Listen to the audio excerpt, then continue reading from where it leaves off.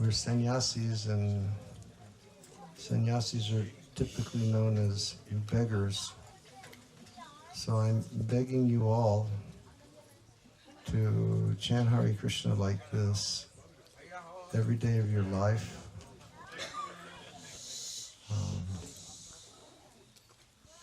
Have Kirtan as much as you can. And Hare Krishna back there in the back. Something I can help you with? Have Kirtan as much as you can. And if you don't chant japa, everybody please start chanting japa, chanting Hare Krishna mantra on your beads daily. There's a verse that was written by Govinda Swami, and because I'm an old man, I'm forgetting it now. It begins, Nijate Guriyan. Oh, okay. Oh, I accept that. Bayaji. Shh. Hey, Baya. Hey, Baya, this is Indian culture. And Indian culture, Baya, when old people speak, young people be quiet. Hare, Lala.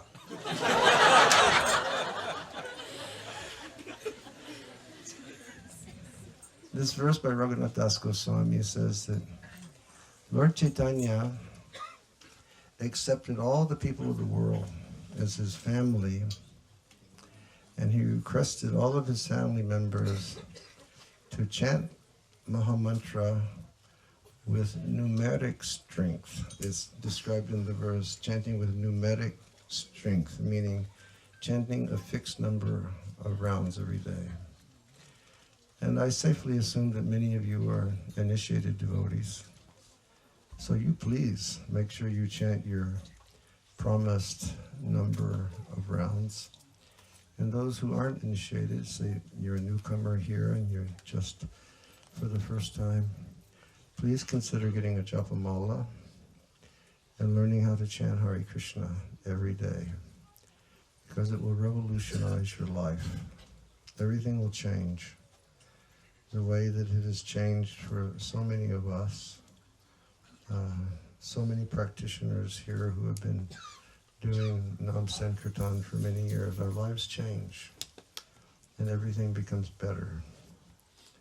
So that's my, as a beggar to all of you, I'm begging tonight, please chant Hare Krishna and learn to chant Hare Krishna, which is the medicine for becoming freed from material existence. Learn to take the medicine according to the prescription of Sri Chaitanya Mahaprabhu. And Lord Chaitanya has taught us we should have a particular consciousness when we chant Hare Krishna. He has said, Trinadapi Sunichena Todadapi Sahishnuna Amanina Manadena Kirtaniya Sada Hari.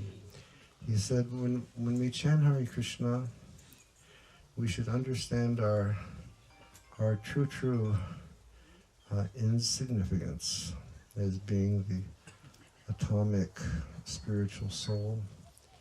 We only think that we're something great because when we come to this world, we get a false ego and we become bound up by the qualities of material nature.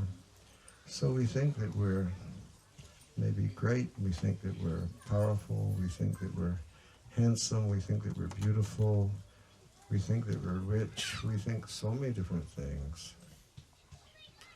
But the soul is infinitesimal. It's an infinitesimal part and parcel of Krishna. So Mahaprabhu says, when you chant, always be very, very humble. He says we should have the consciousness of just a small blade of grass that's laying on the side of the road. Like a blade of grass, his ego is in proportion to his position. You know, he's just on the ground. He's down there. And we should be we should understand that we're less than that. So he says, please be very humble. And Mahaprabhu says, please be very tolerant. This is such a noble, these are noble qualities that Chaitanya Mahaprabhu is teaching us: humility and tolerance. It's like I've come to Canada, and Canada is it's a remarkable country because there's a lot of tolerance here. I mean, probably there's intolerance that I don't understand, but there's a lot of inclusivity over here. People are tolerant. People just accept, you know, we're different and we're okay with that. And Krishna tells us in the Bhagavad Gita, right in the beginning, he says, heat and cold, happiness, distress, fame, infamy, all of these things pertain only to our skin. But we're not skin, we're souls. So when all of these things are, when our ego gets touched, tolerate. When we're freezing, tolerate. When we're me, Yogi, and Ananda, we're heading back to Vrindavan, Mandi. And Vrindavan now is just like a furnace. I was speaking to somebody the other day, they said it's 42, but the real fuel is 48. But what do you do? Like Prabhupada says in the Gita, when it's so hot in India at that time of the year, does the wife stop cooking? No, she tolerates. And Vrindavan is freezing cold in the winter. Have any of you been to Vrindavan in the winter? It's freezing, you know.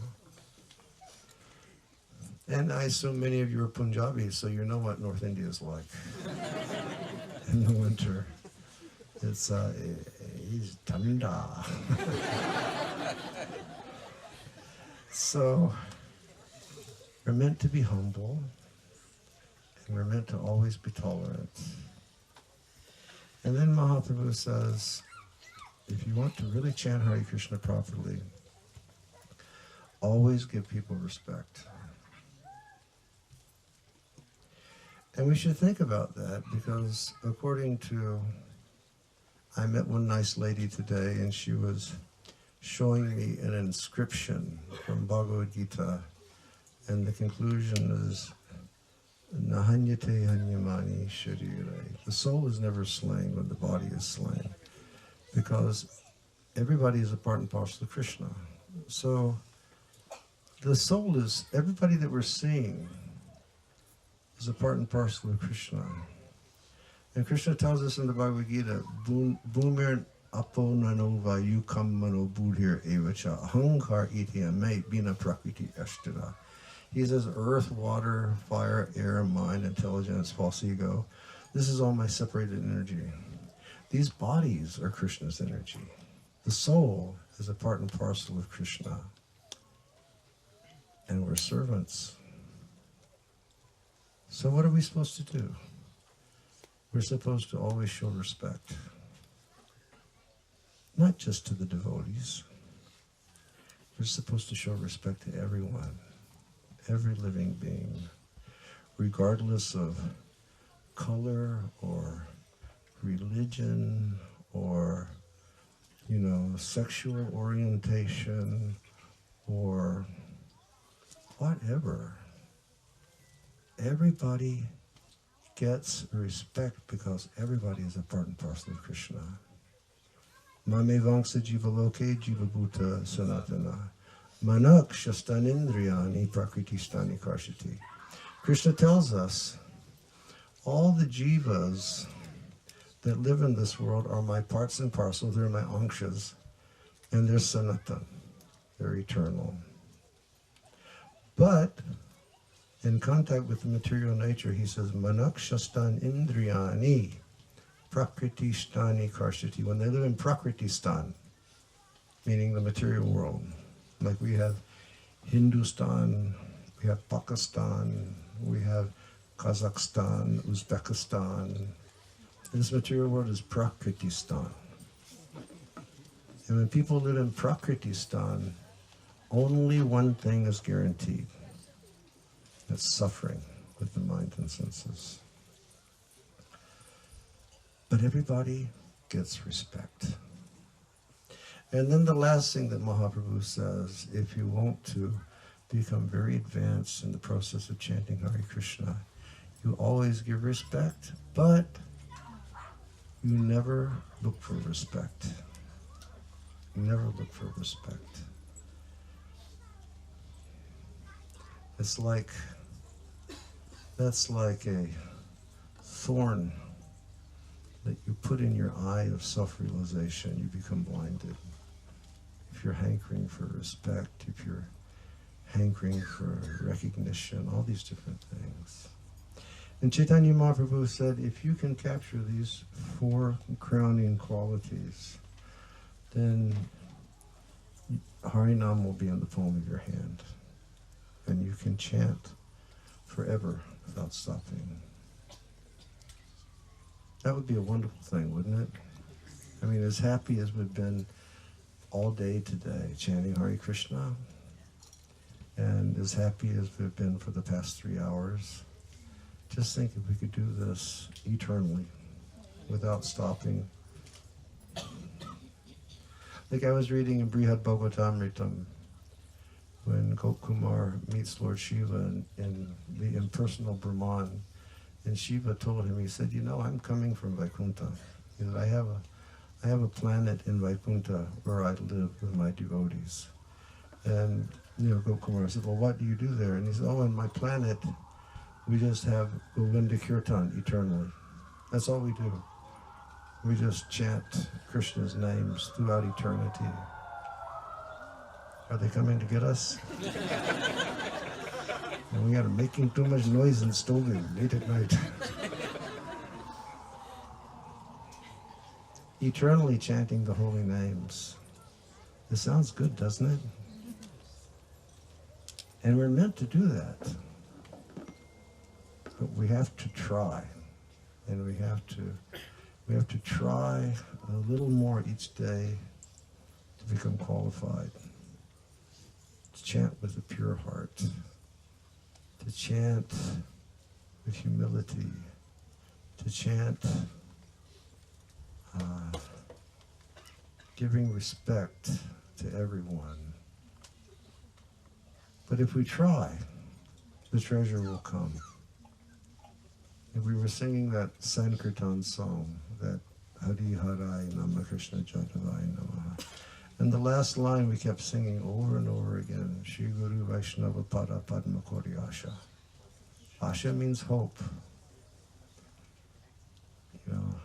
Like we have our Asha Lata Mataji. She's a vine of hope. Asha means hope. Shri Guru Vaishnava Pada Padma Kori Asha. What is our hope? Our hope is in the feet of Shri Guru and the Vaishnavas. Bas, that's it. We serve Guru Maharaj. We serve the Vaishnavas. Krishna will give kripa. Everything will come. So it's very wonderful that we've been able to participate in this festival in Stouffville today. And we thank Kishore and Nita Mataji for inviting us to come here. This is our 3rd year that they've invited us to come. We're very, very grateful.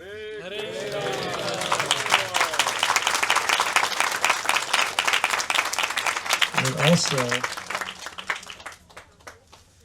today's the chess master's birthday, if you didn't know. Everybody give the chess master big blessings.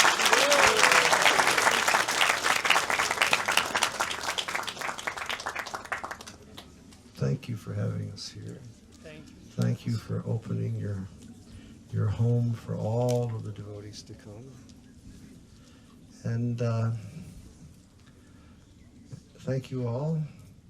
We're supposed to be in Toronto Temple tomorrow. it's going to be difficult because we blew our voices out tonight. One time I was with Madhava Prabhu, and I had absolutely no voice. And he told me to sing. And I said, but I have no voice. He looked at me and said, then sing with your heart. I went, yes, Prabhu. Anyhow, it's nice seeing you all. Thank you for being so enthusiastic in Harinam tonight. Remember, Harinama Eva Kevalam is the only thing that will save us in this age, chanting the holy names. Please chant the holy names. Please share the holy names with anyone you meet. Spread the holy names around, just like Srila Bhaktivinoda says on the passing of a Vaishnava. He reasons ill who say that a Vaishnava dies while a Vaishnava lives forever and sound. A Vaishnava dies to live, and while Vaishnavas live, they just try to spread the holy name around. That's our duty, just spread the holy name. Give it to more people. Okay, thank you. Hare Krishna. Hare Krishna. Hare Krishna. Thank you, Maharaj.